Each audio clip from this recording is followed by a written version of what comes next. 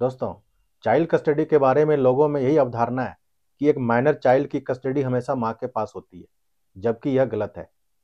यहाँ पर minor child से मतलब होता है एक ऐसा बच्चा जिसकी उम्र 18 वर्ष से कम है। कानूनन एक माइनर चाइल्ड का नेचुरल गार्जियन उसका पिता होता है और उसकी कस्टडी भी पिता के पास होती है। तो आज के वीडियो में हम समझेंगे कि एक माइनर चाइल्ड का गार्जियनशिप और कस्टडी कैसे निर्धारित होता है। नमस्कार, मैं एडवोकेट प्रभात रंजन आपका अपने चैनल इजी लीगल टिप्स पर स्वागत करता हूं। और अगर अभी तक आपने इस चैनल को सब्सक्राइब नहीं करा तो कृपया लाइक, सब्सक्राइब और शेयर जरूर करें ताकि ज़्यादा से ज़्यादा लोगों तक यह इन्फॉर्मेशन पहुंच सके।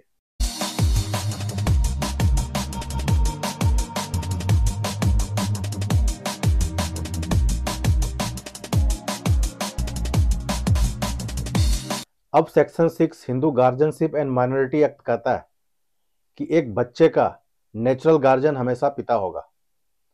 एक बच्चे के पर्सन का और उसकी प्रॉपर्टी का नेचुरल गार्जियन पिता होगा और उसकी कस्टडी भी पिता के पास होगी। फिर सेक्शन 6 कहता है कि एक बच्चे का, एक चाइल्ड का गार्जियन तो पिता होगा, लेकिन अगर उसकी उम्र 5 वर्ष या उससे कम है तो उसकी कस्टडी साधारणतया माँ के पास होगी। तो इस तरह से 5 साल से कम उम्र के बच्चे का गार्जियन तो पिता होगा लेकिन कस्टडी माँ के पास होगी।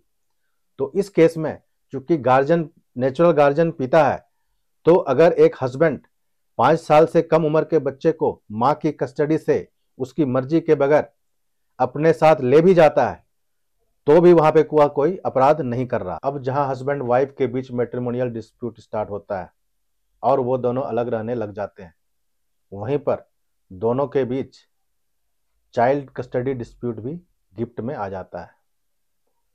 अब चूंकि हस्बैंड एक बच्चे का नेचुरल गार्जियन होता है और बच्चे की कस्टडी पर पहला राइट हस्बैंड का होता है, हस्बैंड को यही लगता है कि बच्चे की कस्टडी उसे ही मिलनी चाहिए।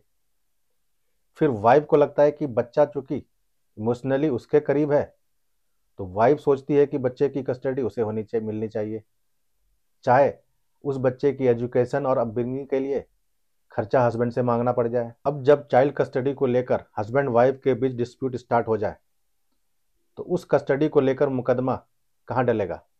तो section 9 guardians and wards act के अनुसार चाइल्ड कस्टडी का मुकदमा उस जिला जज के यहाँ डलेगा जिसके क्षेत्राधिकार में वह चाइल्ड ऑर्डिनरली रेजाइड्स कर रहा है या रेजाइड्स करता है।